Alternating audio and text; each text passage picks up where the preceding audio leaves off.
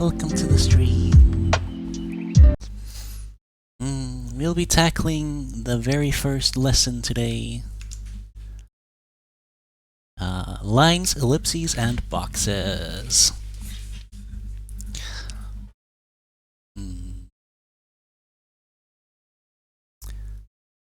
Alright, we don't have anyone reading it out loud today, so I suppose I'll be doing that. If you notice, I got a new microphone, so hopefully it sounds a bit better. So anyways, let's get started. Some quick reminders. If you haven't read through lesson 0, you absolutely should before moving forward. It covers important information on how these lessons are meant to be used and highlights common pitfalls many students encounter that can hinder their progress as they move forwards. Video and text. As you may have noticed, Dropbox is presented... alright, so watch both videos and text, good. Community-made recordings. I understand that some students may have trouble going through written material. Some people just don't like reading, but others do have legitimate difficulties, and we do not want to leave them behind. While we're doing our best to revise the video content to make it as complete as the text, members of the community, including Skillia Stew and Crispy Weed, are creating an audiobook readings of the material. Not every page has the corresponding audio version. In fact, the majority of them don't. And as I update the material, the readings they do have may fall out of date. Still, they are working hard to put that content out, so be sure to show them your love. Moreover, if you are interested in doing this yourself, let me know by email. Alright, cool. For those recordings that do exist, you'll see the recordings linked at the bottom of the page. But comfy, I like that name. But comfy. What about the pages that don't have complete narration? Worry not. A student contacted me to draw my attention to the audio blogs, a Google Chrome extension that will, in a reasonably human-like voice, with unexpectedly subtle inflectations to sound more natural, read out content from any website you use. I've tested it with some of the Dropbox pages, and it seems to work fairly well, so be sure to try it out. I do, however, recommend you scroll through the Dropbox page as you listen, in case the AI algorithm misses anything, and to ensure that you're focusing properly. So, if you've read through all of Lesson 0, you're ready to follow the instructions of the task laid before you. And to both watch the videos and read through the text, let's get started. You can click the link at the bottom right of the page to move on to the next section using your arm.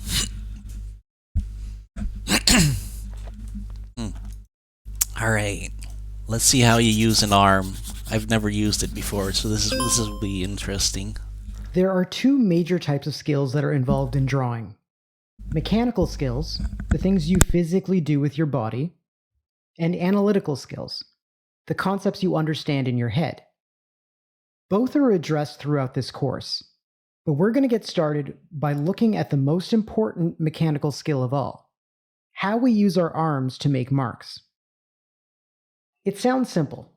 After all, you've been using your arms to do all kinds of things throughout your whole lives.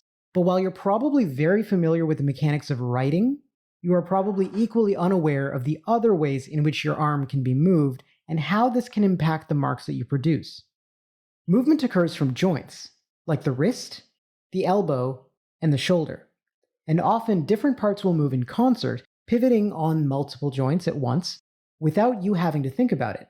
If you reach out to grab a glass of water, for example, you're not thinking about every part that needs to move in order to reach your goal. You just do it. It's an instinct and it's in your muscle memory, just like walking and breathing. And while breathing is something you were more or less born to do, walking wasn't so. When you were young, You had to learn all of these skills that you now take for granted. And you did it by concentrating, by being very conscious about every little action you performed and every little step you took and how you managed your balance. This is how instinctual behavior and muscle memory is developed. First, we do things consciously, and over time, it becomes second nature. Today, you're a baby once again. This course will develop your instincts and your muscle memory, but it will do so through a lot of very direct, conscious action. Everything you do here will be the result of intent, of planning, and of forethought. It will be frustrating, and you're going to slip up often. You'll find yourself drifting off in thought, and you will have to reassert that control over every action you perform.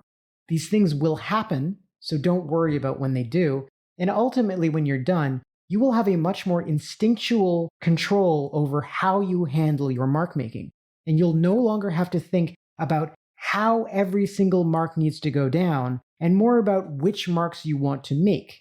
Your body will handle the rest.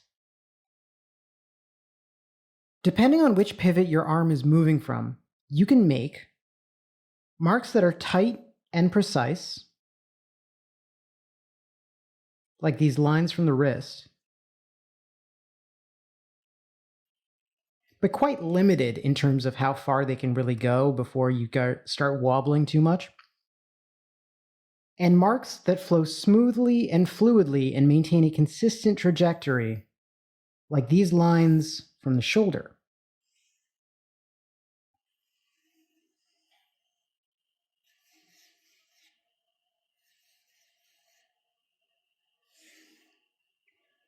They aren't entirely precise, and they don't make, super tight turns like these with like on the dime precision, but their ability to maintain a smooth, consistent trajectory over a long distance and even shorter distances is extremely valuable.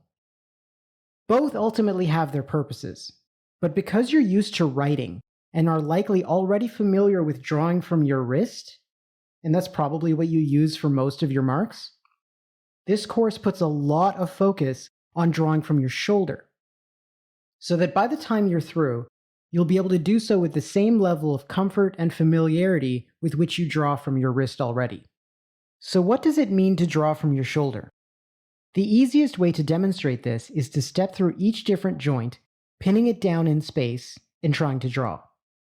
First, the wrist.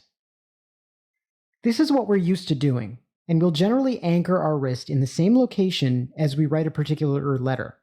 It's great for the kind of precision that writing demands, and as you can see, you're able to make really fine, specific bends and twists, like writing your letters. It's all very precise. Then you've got the elbow. In your own drawings, that is, outside of Drawbox, you're going to be using this one a lot. It'll be a little unfamiliar at first, but it's definitely easier to use than your shoulder, so people tend to gravitate towards it. So here, if I'm just holding my elbow in place, you can see that I can make longer strokes,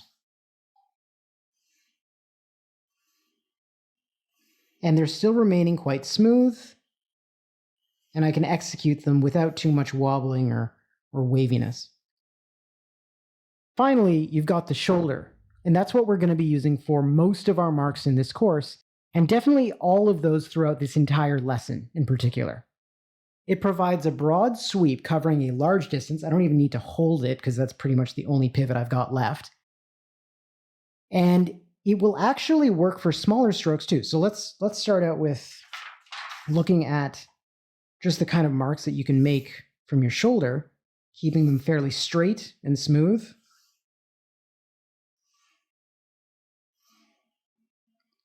And you can also maintain really nice flow for even those shorter marks. Although this is something students often struggle with. When you get caught up working in a small scale, you'll end up feeling more restricted and more limited because it will feel a little bit awkward to use your shoulder in that situation. But still, push yourself to use that shoulder even when the marks are tiny, and you'll find that your ability to make smooth flowing marks that are even that short will improve over time. And that will be a very useful tool. Now, of course, moving forward, you won't need, well, moving forward in your own drawings, that is, you won't necessarily need to use the shoulder every time, but it's important in this course, and you're never going to be using your elbow here because the elbow is just a fairly easy alternative. And we want to make sure that you are well equipped with all your tools. So, drawing from your shoulder means primarily driving that motion from your shoulder joint. Your upper arm here will move noticeably. Whereas when you draw from your elbow, the upper arm would remain static. Like if I'm holding this down and trying to pivot from it, this upper arm remains still. In the past, I've talked about locking your other joints and keeping them from moving. But I think that this phrasing tends to stress people out, and some people just get so obsessed with the idea of, oh, how do I know if I'm drawing from my shoulder or not my elbow? And it's not worth the trouble. People overthink it so much, and it just ends up being a waste of time. So instead, let's talk about just how we're driving that motion. So driving it from the shoulder, meaning that the whole arm is moving, and whether or not part of the arm is remaining frozen when it shouldn't. A common source of trouble for students is when they anchor their elbows quite heavily onto the tabletop. And this limits us from pivoting from anything but our elbow or our wrist. The upper arm simply can't move because it's just pinned down. Don't worry though. For those of you who rest your hand gently on the page for added stability, it's still quite a light contact and isn't quite the kind of heavy anchor that your elbow gets. And so you can still do this as long as you're aware and keeping track of where you're drawing from. You may catch yourself slipping back to drawing from the wrist, but just correct yourself as you do that and always be, attentive to this sort of thing. All I want you to do whenever you make a mark is to think about how your arm is moving. Try to engage that whole arm from the shoulder. Focus on flow and fluidity over accuracy. Students tend to be focused too much on being very slow and steady to be, hyper accurate, when in doing so, they lose all this fluidity and flow to their strokes. And that's something we're going to talk about in a later video. Just remember, we're focusing on the shoulder here because that is the part that people struggle with. Because it's difficult, because it's uncomfortable, we naturally gravitate away from using it, even when it's the best tool for the job. We have a natural tendency to go down the path of least resistance. And by focusing on the shoulder throughout this course, we can eliminate that resistance so that we can keep our conscious attention on what we're drawing rather than physically how when drawing our own things. Oh, alright. Oh, geez. He wants us to lift our elbow off the table while we're drawing. Draw from your shoulder. Don't rest the elbow while drawing. Your upper arm should be moving as you draw. Focus on fluidity and flow in your movements rather than accuracy.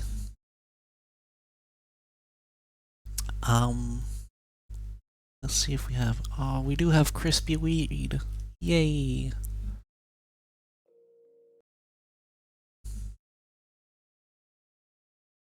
Yes. Move the arm rather than rather than resting your lower arm and elbow on the table, you keep that suspended in the air, because that way you get your entire arm with you all the way up from the shoulder.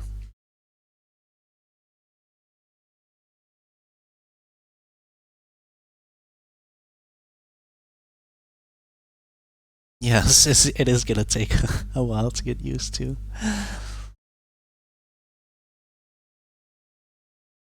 We have to do physical things. Oh no! Oh jeez. Gotta make sure we don't get carpal tunnel. What a bother.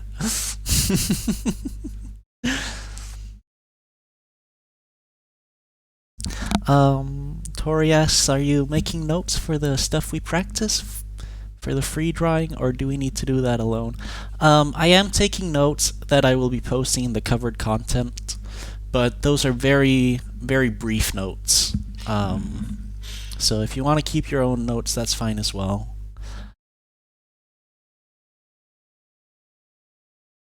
What's next? Do we need good back posture?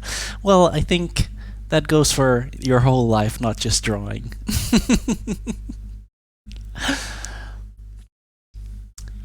A good way, if you want to have good back posture, by the way, is tightening the bottom muscles of your stomach.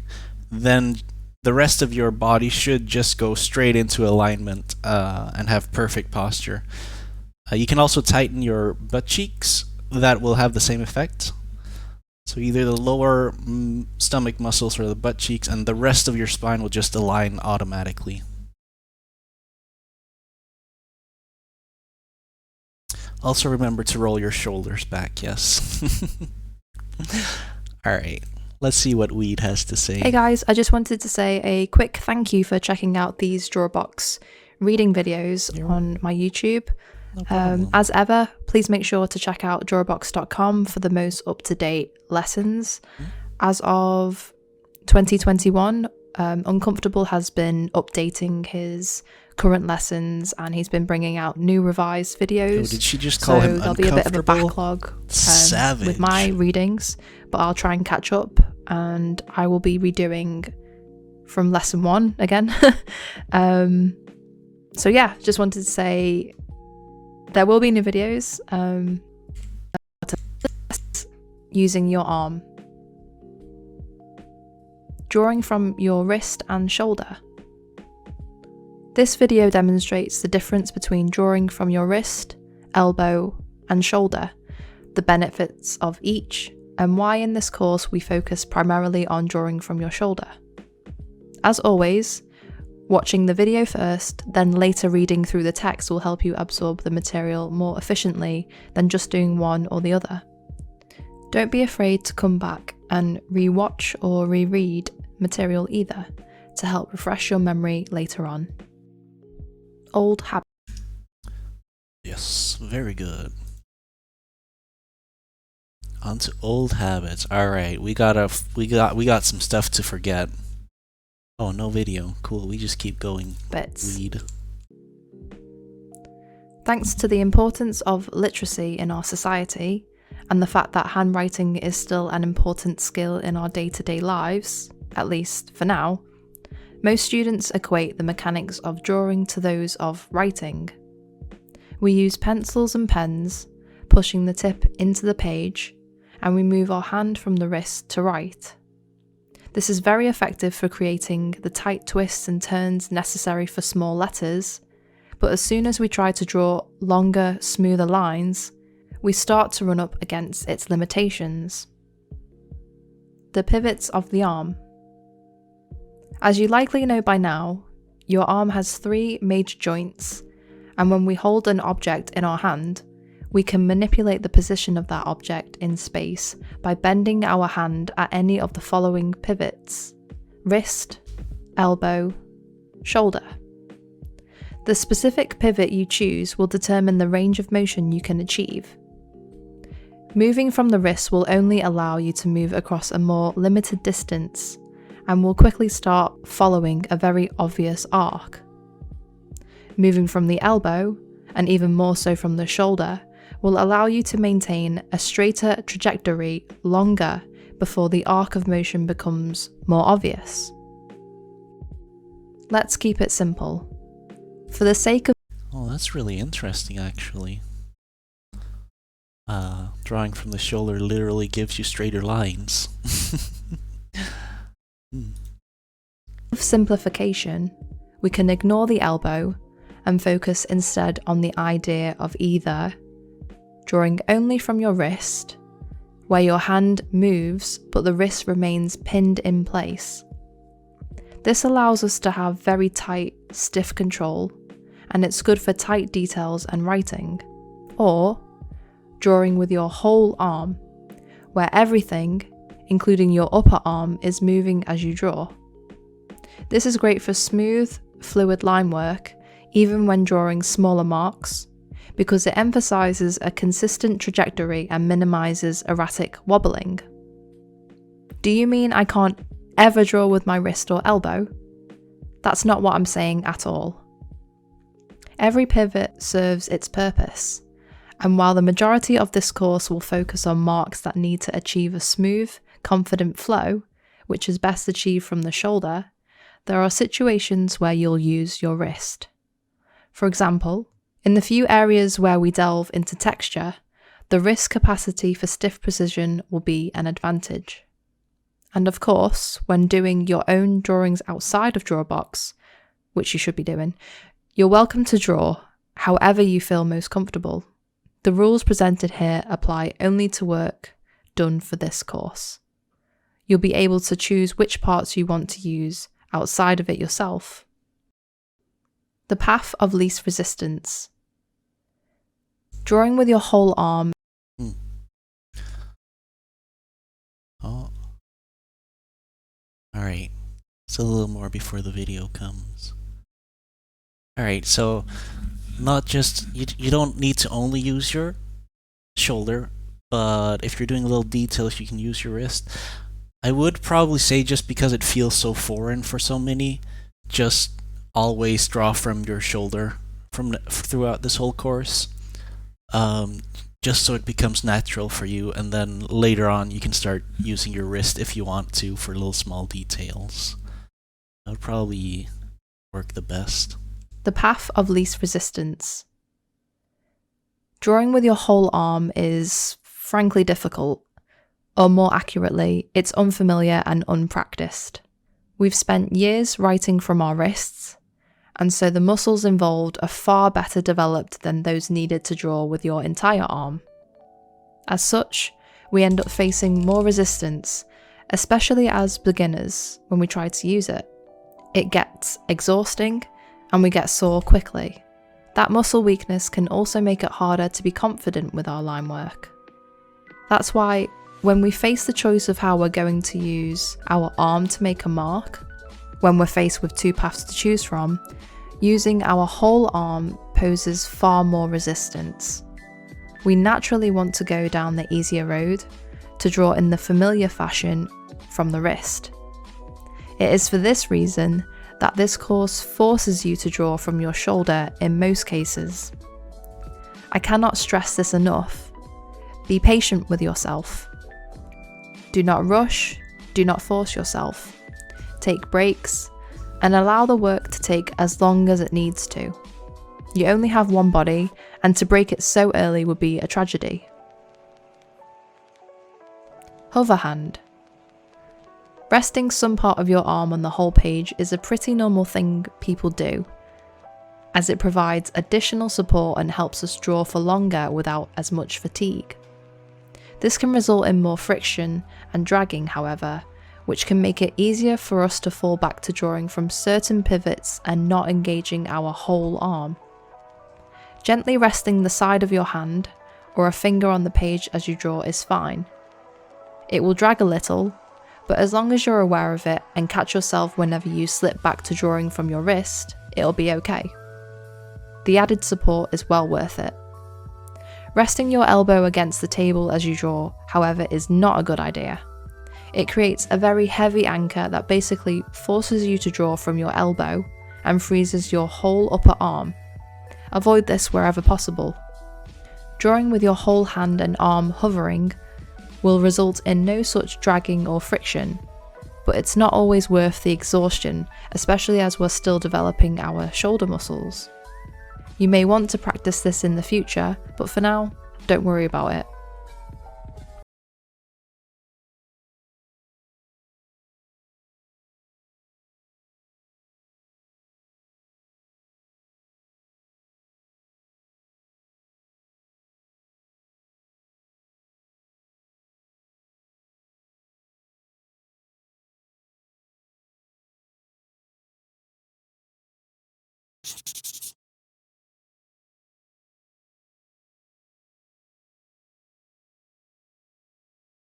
Oh, my microphone was muted.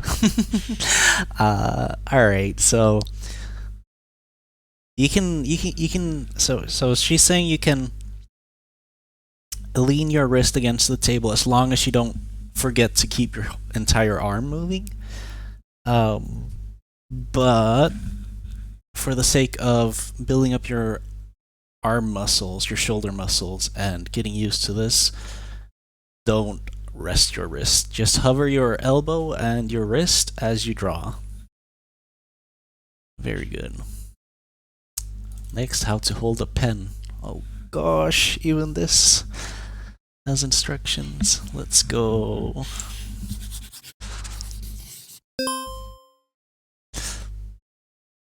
Different tools are used with different grips. If you've had any prior training or perhaps watched some figure drawing videos on YouTube, you may have heard about a correct way to hold your pencil or your paintbrush. Sometimes, though, students will pick up this piece of information and then become a little overzealous, applying it to everything. So let's quickly talk about why we hold certain tools in certain ways.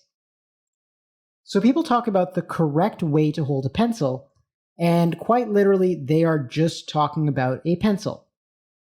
Often tools, like pencils, will have more of the lead exposed than you're used to. We'll do it using a knife, but I mean, I'm not going to teach you that here. We don't use pencils in this course. But anyway, you can see how there's all these different surfaces exposed. The side, the tip, you get these little angles here, and they can be used to provide all kinds of different marks on the page. Like,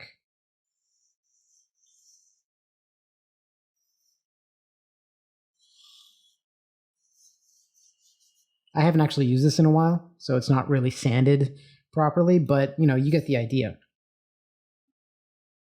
This grip, this overhand grip, allows us to use all these different sides really flexibly.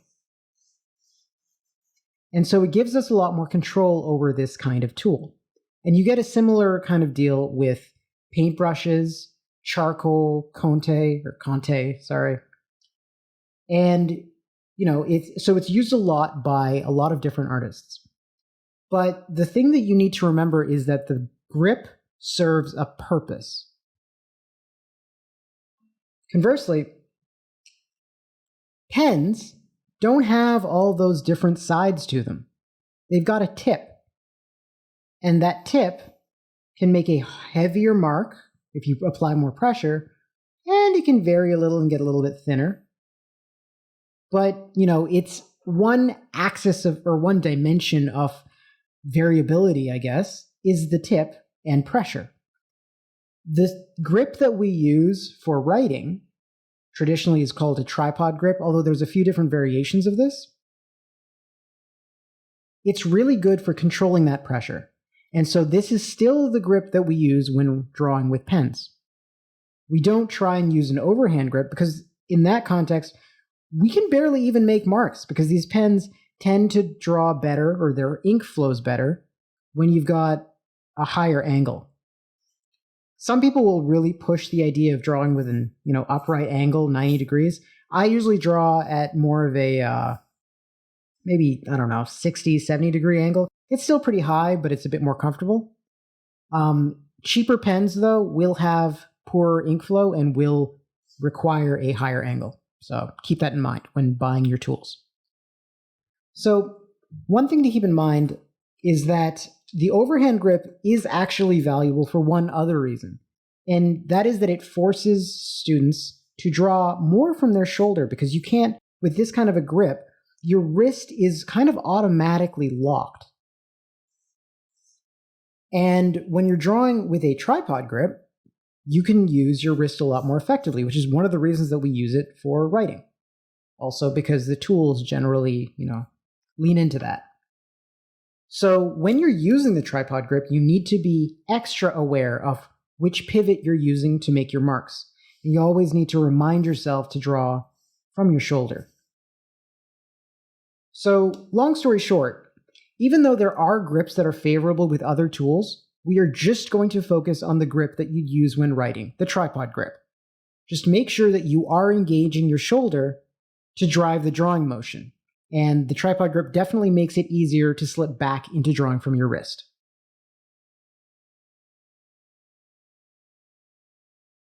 Alright, so lock your wrist as you draw. And use a pen so that your lines are of consistent transparency and width, which will take a lot of the clutter and all the different nuances that you don't really need to focus on for this course, like different line widths and stuff like this. So that's why he's suggesting to use a pen, because then you're just focusing on the placement of the lines and not how hard you're pressing or how the pencil is angled and this kind of thing.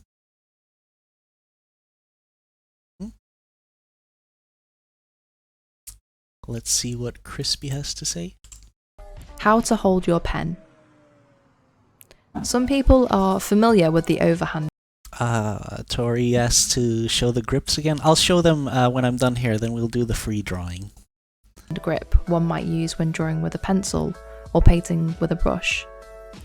While it is often presented as the correct grip that no one taught you, it isn't as simple as that. The grip serves a function. Pencils, for example, can be used to make marks from the tip as well as their side edges, and often you'll see artists exposing more of their pencil's lead to get more of those broad, flat sides. Using an overhand grip allows us to access those surfaces more easily while drawing. Pens, on the other hand, have just one point of contact, the tip, and we can vary our mark through the pressure applied to it. For this, the tripod grip type, which is basically how you hold your pen when writing, is more suitable, and is how you should be holding your pen when drawing as well.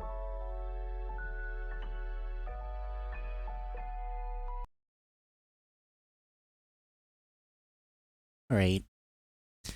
Yes, so here, let me just show you the grip. So the first grip is the overhand grip, which is where you have your hand above the pen, like so, and then your index finger is out by the tip, and you grab it with your thumb and middle finger here. So you're holding it like this pretty much, and then you draw like that. The other way to hold it is to have it resting in between your index finger and thumb, and then you just kind of rest it on your middle finger and grab it with your pointer and thumb, and then you have the tripod grip, which is what he's recommending to do for this course. Is this one, but remember to lock your wrist so you aren't moving like this, but you're moving like this instead. It's gonna feel really weird for quite a while, but once you get used to it, it's gonna feel so much better to draw. You'll have so much better range, rather than just like, look how tiny details I make here, and then whoo, everywhere, right?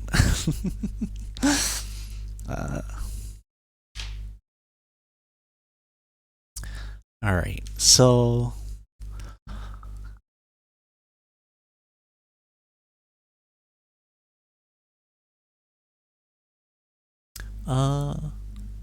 D-Shock asks if I have cardistry.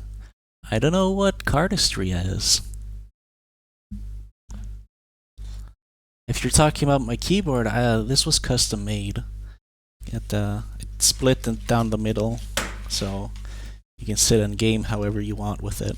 It's very nice. Doesn't get. I had some trouble with carpal tunnel for a while, so I switched to a ball mouse and my keyboard. Anyways, oh, you're asking about the cards. These are just standard playing cards, I suppose. I can show you a card trick at the end once we're done with the stream if anyone wants to stick around. Anyways, let's do some freestyle drawing.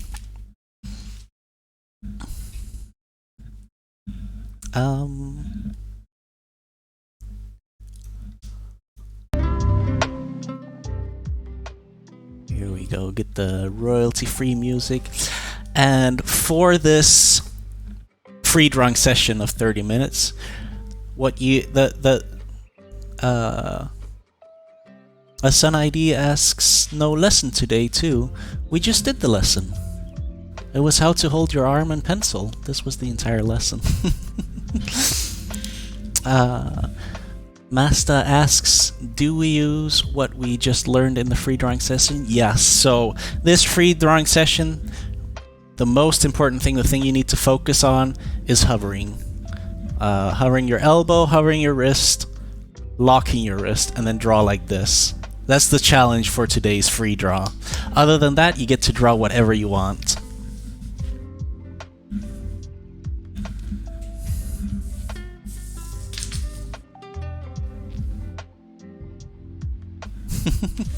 So it'll be interesting to see how sucky everyone's art becomes now, because no one is used to drawing like this. But that's okay, it's part of the process, don't worry about it. Your sense of self-worth does not come from what you're due or what you're capable of, but the person you are, which is completely unrelated from your drawing skill. So don't derive your sense of self-worth from your drawing skill. Big mistake.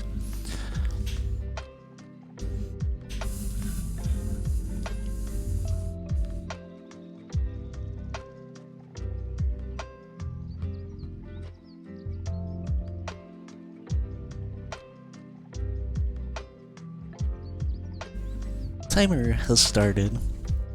Sit back, relax, enjoy yourself, and draw whatever comes to mind.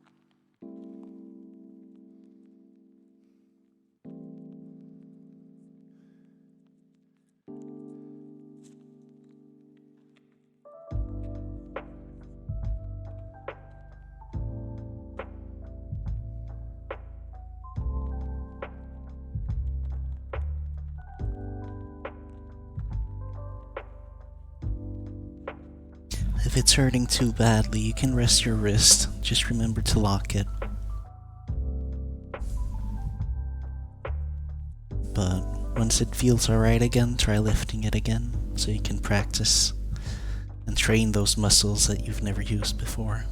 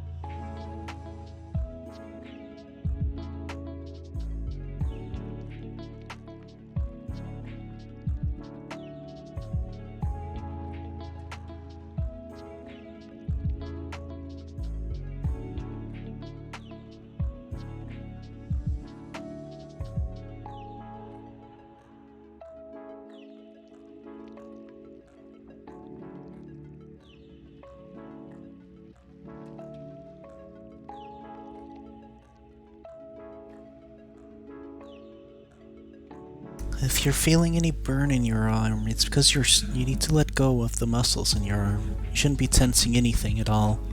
Just let your arm drop. And if that's very difficult, then it's because your table is too tall. You need to lower that or raise yourself higher.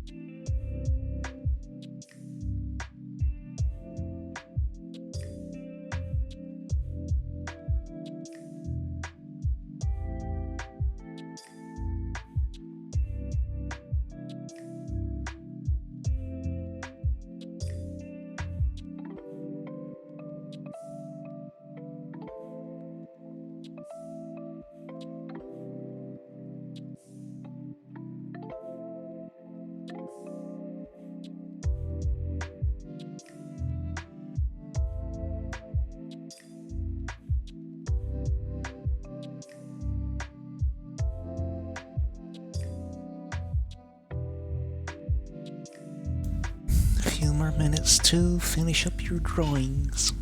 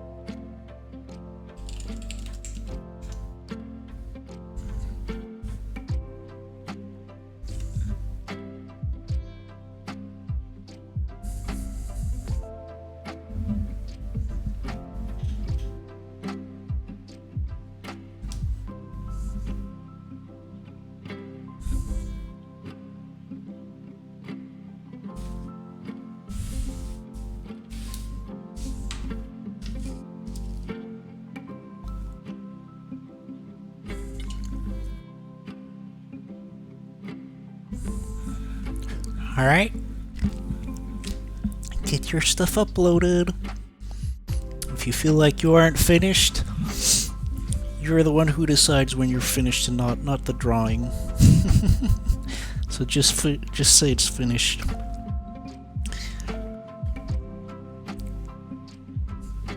Just gonna upload my own.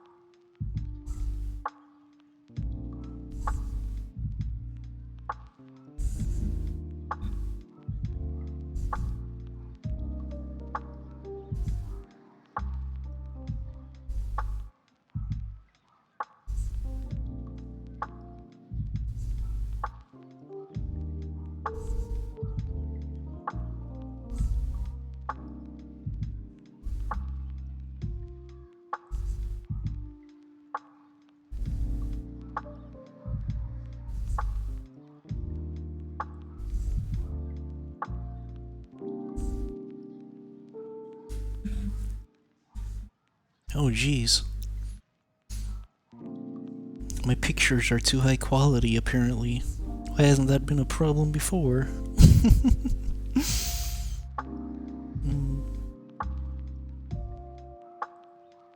Well, I don't really know what to do about that.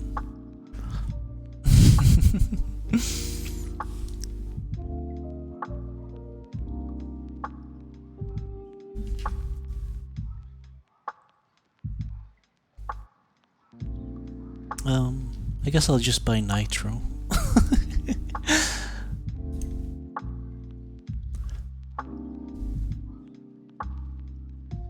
Let's see, Discord nitro. Subscribe. Jesus, it's $100? No, hell no, I'm not doing that. Jeez. Alright, well.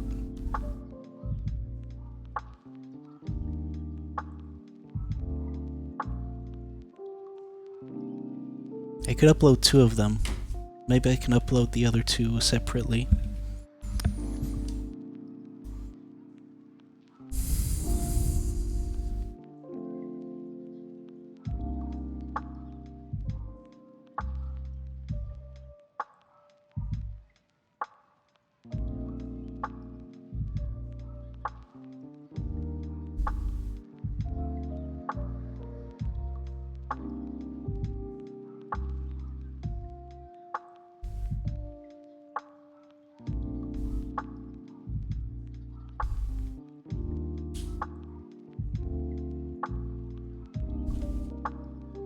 Well, whatever.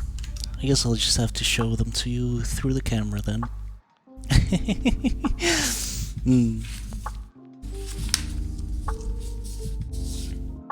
Alright, so here are my drawings. So one of them is this girl pushing the guy. Otto, he didn't expect that. Whoa, what a surprise.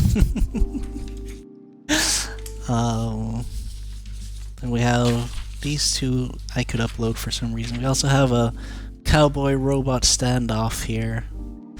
The robot is angry at the cowboy and they're about to shoot. Happening in some high-tech robot world.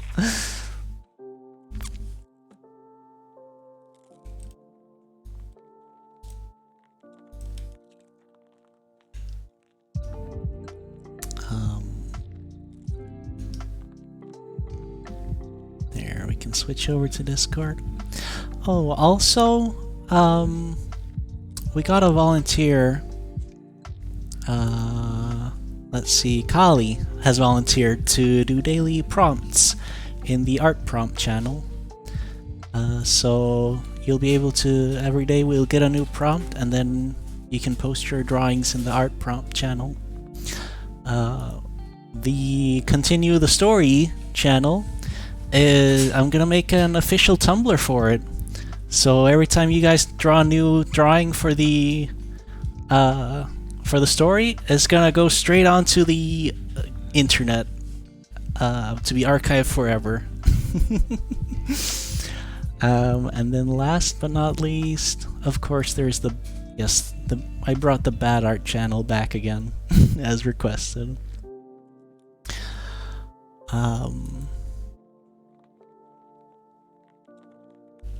Let us see what everyone is drawing. Lots of submissions today. Alright, we got a lot of fandoms from Dings again. Oh,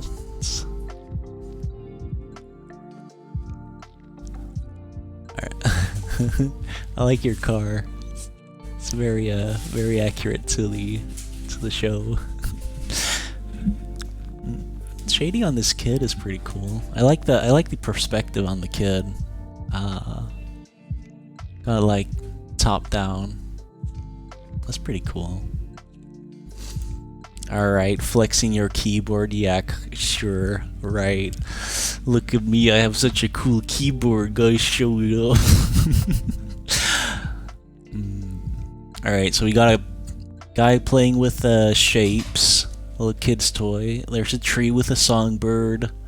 Some psychedelic patterns going on up in the tree, and then we have a person surfing and a pirate ship happening in the background. I'm pretty sure that's a tsunami. That guy playing with the toy should be running for his life because that's about to get flooded. And we have Elephant Man with the... Wait, he has a nose and he has the trunk. Alright, cool. It's a trunk person.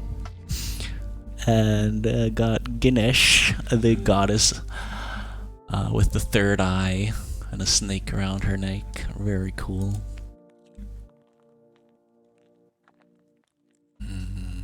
Oh, people drawing. People in the lesson. Writing from your wrist, writing from your elbow, writing from your shoulder. Yeah, so again, small details will be better to make from your wrist, but for the sake of just learning, we're just going to be using the shoulder throughout the entire course.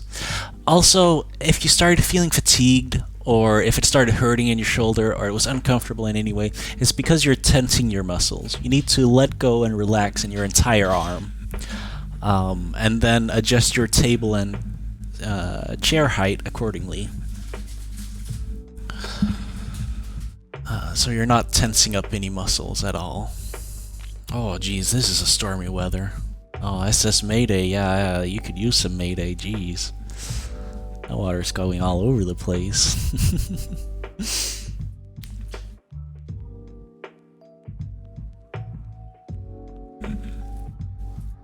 Alright, got some B-star characters here. B and A. God, this this turtle is pretty cursed. Got a leaf coming out of his head. Very nice, very nice. Got a totem pole going on over in the right side. Dropbox Day 3, very good. Keep it up. Can only encourage. Oh, this guy really wants a muffin, doesn't he? Oh, it's not loading properly. We'll just have to see it pixelated then. Got a ghost, a frog, a possum. Oh, this is really nice, like, balance in the characters. Like the duck, for example. I know it looks really wonky and crazy, but the balance in the actual drawing is really good. He has a very good sense of, like, where to put weight in his paper. Very good.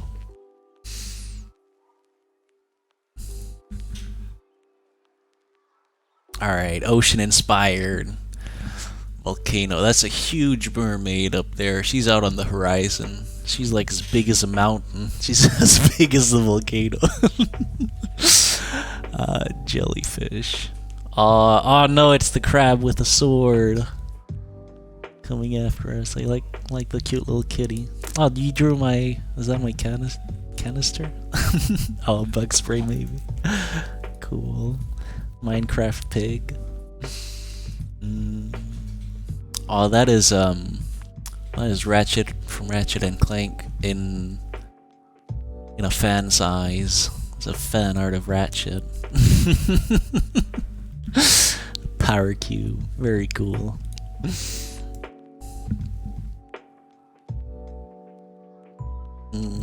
This one played tic-tac-toe with themselves. Good job, Lapia. That cloud with the sun, very beautiful. No, I made it worse. Honestly, you say you're sick today, but this is really good. I like it.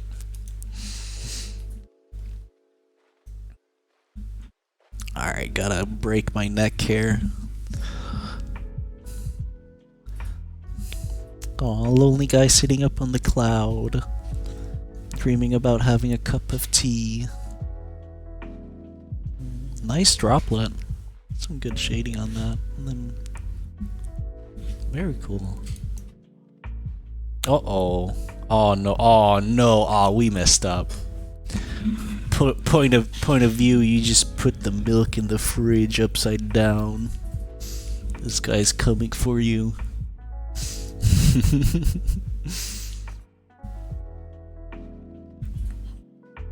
Oh no, this frog is cursed as hell. Nice doggo. Nice lollipop as well. That's pretty good.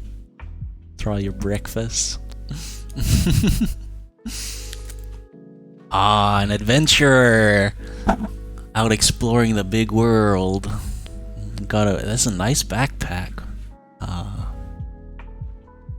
Really cool. Yeah, this really conveys story. Like, this could be part of a comic. You know, trace it over with some clean lines, splash a bit of flat color on it. You got yourself a webcomic. Very cool.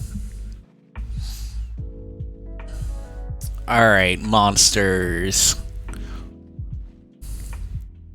So this is Mother Earth coming up to take revenge on the planes that are spewing out all the brainwashing fog. Oh geez, a giant eel is coming from that hose. Wait, what? Wait, are we underwater? Is that a submarine up there? Very neat. Like the snowboarder. Good detail. Because Froppy said to make everything interact, I made them act. Yes! Good. Very good. Now you're creating a story rather than random clip arts. Actually creating a world. You're world building. Very good. I like your avatar. It's a big Yoshi. Yoshi! That's what he says. Alright. Alright, cool. So, I would say you need to set an intention before you start drawing. Have some idea, some question, some statement that you want to convey, and then make your drawing about conveying that. Because then you can actually practice going into like drawing details from your mind and stuff like this. It's very good. Alright, here's another one of my drawings. We got a guy about to throw the corn into the goal, but the hippo is about to block him. Got a teammate running on the right side, coming in, yelling pass the corn to me. And then down here we have Monkey. He got the banana. His friend wants the banana. Yeah, like honestly, look. We're all learning together. It's good. Oh, what's this guy doing? My internet seems to be a bit slow today. Alright, so he sees the frog. He wants to grab the frog, hold it above his head. I'm pretty sure this is Link. He's about to obtain a frog. It's a pretty accurate representation of how his mind works, I think. Very cute frogs. I like these.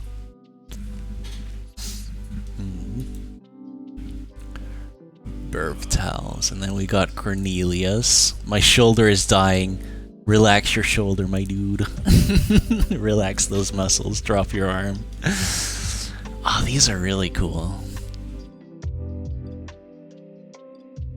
So much to look at. Look, any one of these could become a fully fledged, refined drawing if you wanted to. Just save these sketches for when you run out of ideas, and then you can go back and look at them. Very good.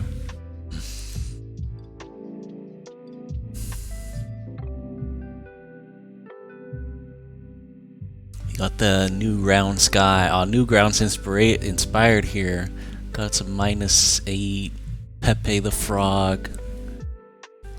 Grim. Hey, you say you can't draw, but I can recognize these. Oh no, the meme guy. He wants his controller, but the snowman got it from him. Ah, nice devil. Once again, set an intention before you start drawing, and then try to fill out the whole drawing with just this one drawing, this idea. I think that's a good exercise for a lot of you. Like this is fine, but if you're struggling like coming up with ideas and filling out a full page, or just doing random little things that whatever pops into your mind, instead just think of one big thing, give yourself a prompt, and then fill the entire page with this thing. Have a theme. I think that's a good step for a lot of us to do. Very cool. Well, for those of you who are still sticking around, I promise to do a little card trick. Where did my cards go? There they are.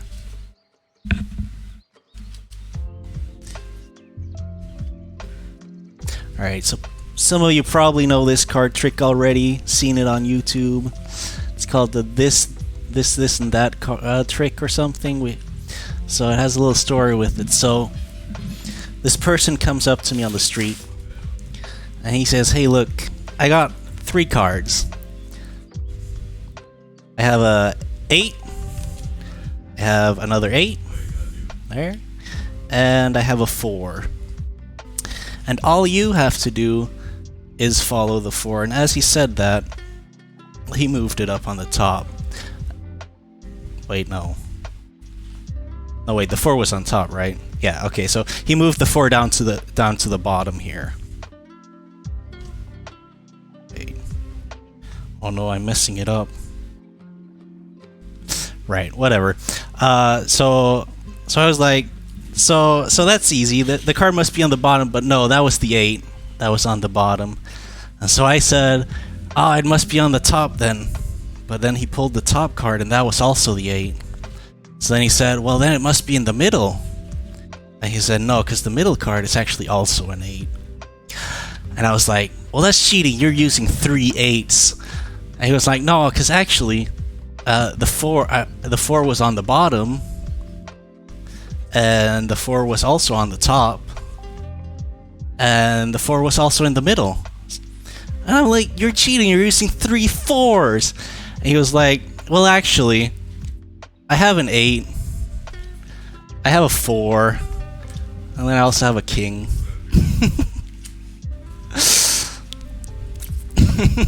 That's the trick. It's only 3 cards.